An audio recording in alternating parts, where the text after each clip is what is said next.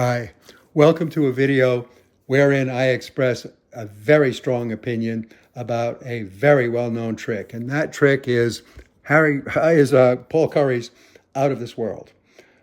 I think that most of the versions don't take full advantage of the potential of the effect.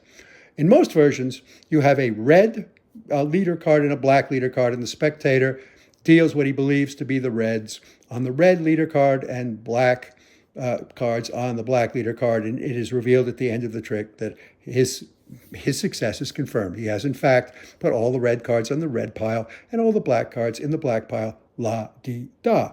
He's amazed, but he's not surprised because the end of the trick has simply confirmed what he is trying to do. Of all the versions I've learned, the one where you don't have the leader cards is Harry Lorayne's Out of This Universe, which I've used. It was actually the first Out of This World I ever learned. And I do it in a little different way.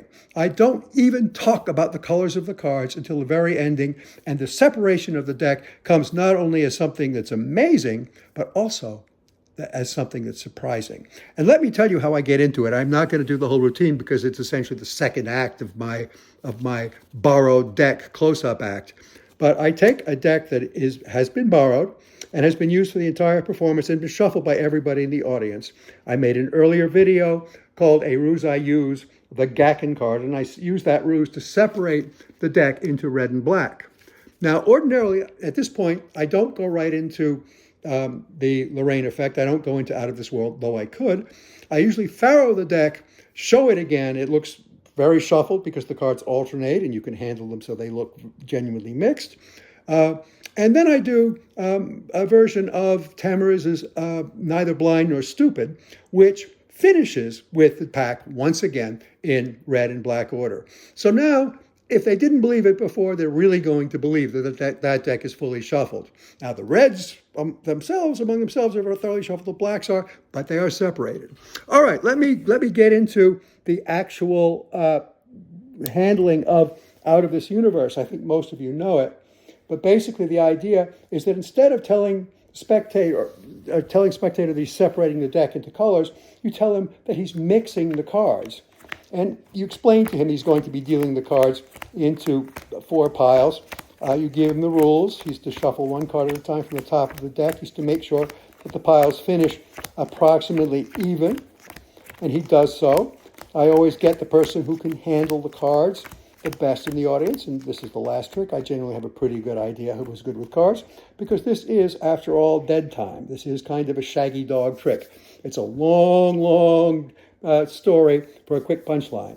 Okay, the cards are already mixed, but you're going to mix them some more. You have him designate any 2 piles, which you then proceed to shuffle into each other like so.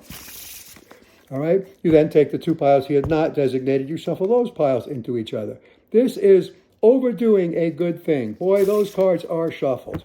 You then take those 2 piles and shuffle them into each other. Anyone who does not believe that those cards are now shuffled and that no one knows where any of the cards are, anybody who doesn't believe that is just too skeptical to be in your audience.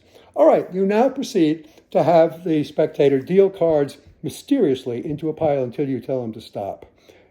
Think about how you're going to make that entertaining. I have my own way I'm not going to share with you right here. Anyway, he deals the cards.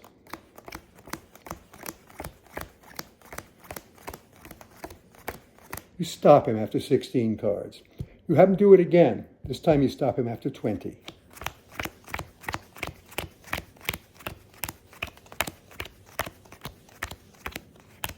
The rest of the cards go to the side.